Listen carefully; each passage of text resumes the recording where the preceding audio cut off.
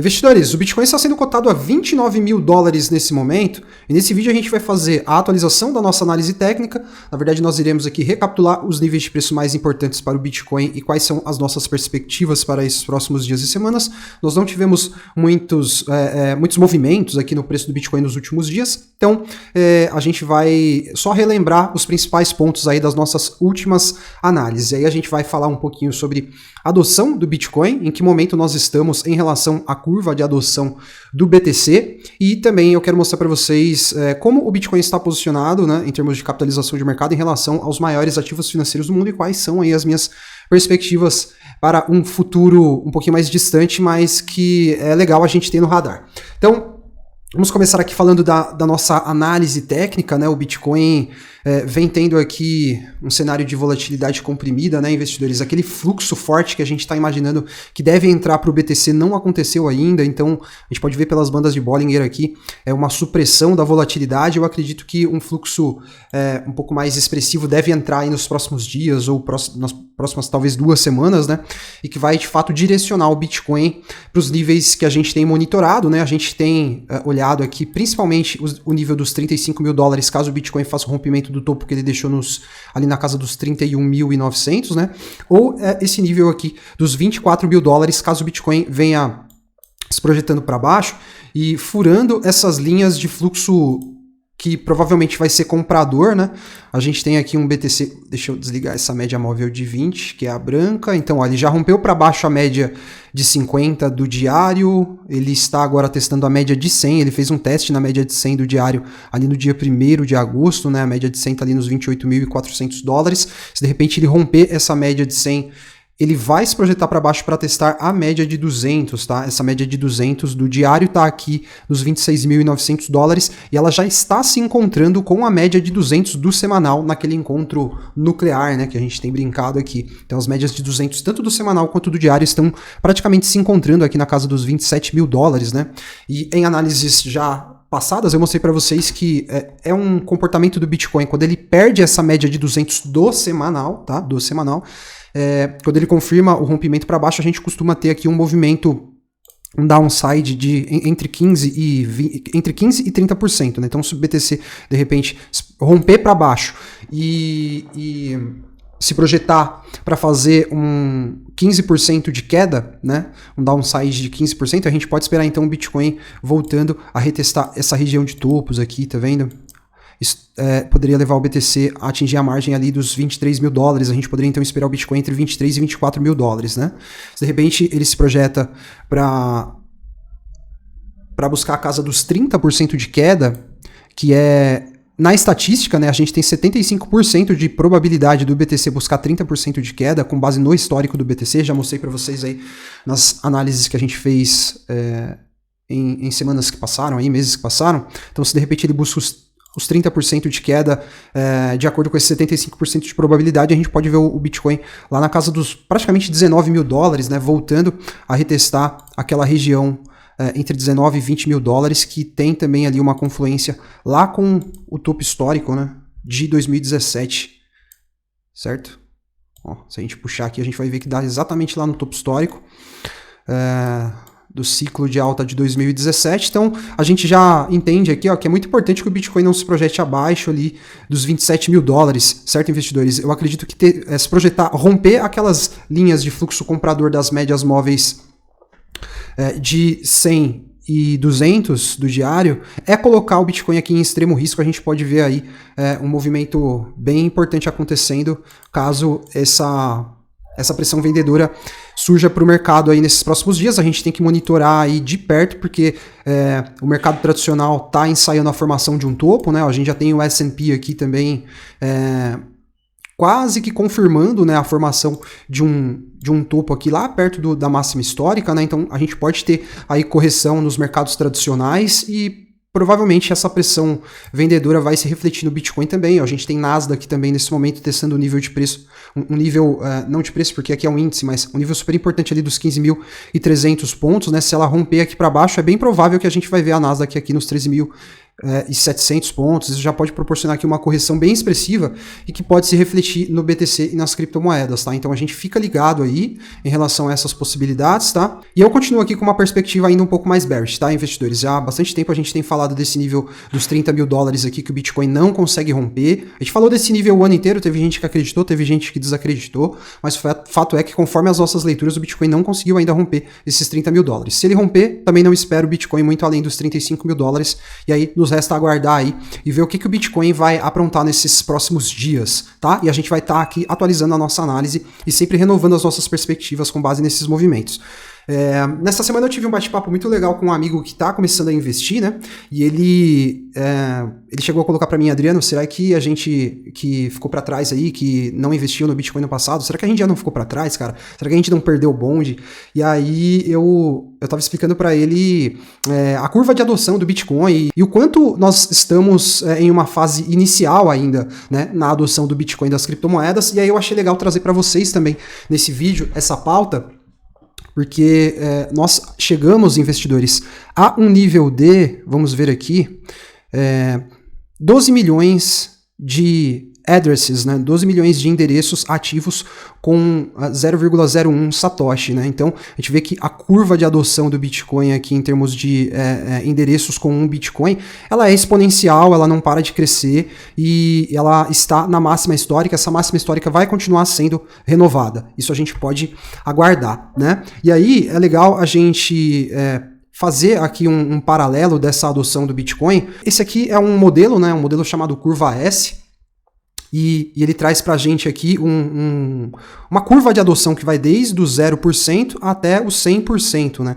com base na população mundial, tá, investidores? Então, nesse momento, a gente está ainda numa fase muito inicial, né, da adoção das criptomoedas. Nós não chegamos nem a ocupar essa segunda casinha aqui, tá? Que seria a dos Early Adopters. A gente, na verdade, tá para entrar nesses Early Adopters, né? E aí a gente tem aqui, então, os usuários que são considerados os inovadores, né? Aqueles que começam a utilizar uma tecnologia logo no começo. E os Early Adopters, que são ali os usuários ainda de uma fase inicial dessa determinada tecnologia, né? Deixa eu apagar aqui. E esse modelo, ele é utilizado também para projetar e medir, né, o nível de adoção de outras tecnologias. Eu já vou mostrar para vocês na sequência. Então a gente tem aqui esses 5 níveis, certo? Que nos levam lá até os chamados retardatários, né, que é a galerinha que vai entrar por último aí no mercado comprando Bitcoin e criptomoedas. E aí a gente tem esse comparativo, né, dessa curva de adoção também para outras tecnologias, né? A gente tem aqui os celulares, né, a internet, o computador, os próprios smartphones, tablets, podcasts, tudo sendo posicionado dentro de uma curva S, né, esse modelo de curva S. E o fato é, investidores, que nós ainda estamos aqui, ó, nesse ponto inicial na adoção das criptomoedas, na adoção do Bitcoin, né? A gente tem aqui um horizonte que vai desde 2012 até 2102, né? E a gente está bem próximo aqui ainda do começo, né, dessa escala, colocando aqui o 2022, estamos aqui em 2023, bem próximo, né? E a gente vê que tem muita coisa para acontecer ainda, e é estimado que lá para 2040, de acordo com esse modelo, a gente pode ver ali o Bitcoin atingindo aqui uma margem de 70% da população mundial utilizando o BTC, né? Então, nós investidores, nós ainda estamos nessa fase inicial, né? Tem muita coisa para acontecer ainda em termos de adoção do Bitcoin, e vocês podem se considerar aí early adopters, tá? Usuários iniciais. E no mercado a gente tem um cenário em que quanto mais cedo você é capaz de perceber o valor de um ativo, cara, mais dinheiro você vai ganhar com ele. Você reconheceu o valor dele antes que a massa, antes da maioria, né? É exatamente isso que está acontecendo com o Bitcoin nesse momento, né? E os fundamentos do Bitcoin, investidores, eles só melhoram, né?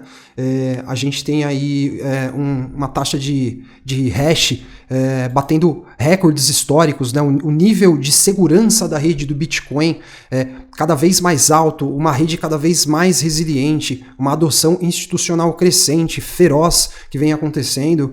Então, as perspectivas, elas são, assim, as melhores possíveis, né, para o futuro do Bitcoin, se no curto prazo, se de repente nesse segundo semestre do ano, a gente ainda tem aí, a gente ainda está com a pulga atrás da orelha em relação a alguns fatores que são muito mais relacionados ao mercado tradicional do que o mercado de criptomoedas e Bitcoin. Bitcoin, né? Se no segundo semestre a gente tem aí esses pontos de atenção, para o futuro as perspectivas são as melhores possíveis, né? E o Bitcoin hoje, investidores, ele é o 12º maior ativo financeiro do mundo, tá? O Bitcoin está aqui, ó, na casa dos 563 bilhões de dólares de capitalização, né? E a gente tem quem lá em primeiro lugar, no topo do ranking, o ouro, né? Que é justamente um ativo que é muito comparado com o Bitcoin, né? Um ativo de reserva de valor e que hoje tem aí 13 trilhões de dólares de capitalização. E eu fico muito feliz de estar aqui em 2023 compartilhando com vocês, investidores, essa informação, tá? Isso é quase que uma futurologia. Mas nós veremos o Bitcoin atingir essa mesma margem de capitalização de mercado no futuro, tá? O Bitcoin, na minha opinião, ele vai liderar esse ranking aqui. Ele vai liderar esse ranking. O ouro, ele vai ficar para trás do Bitcoin no futuro, né? O ouro é um ativo extremamente valioso, é um ativo que preserva um valor e um reconhecimento milenar, né? Porém, o valor para custódia de ouro é muito alto. Vocês já viram uma operação de transporte de ouro? Tem que ser escoltado pela polícia, é uma loucura, é uma loucura. É muito difícil você ter ouro, né?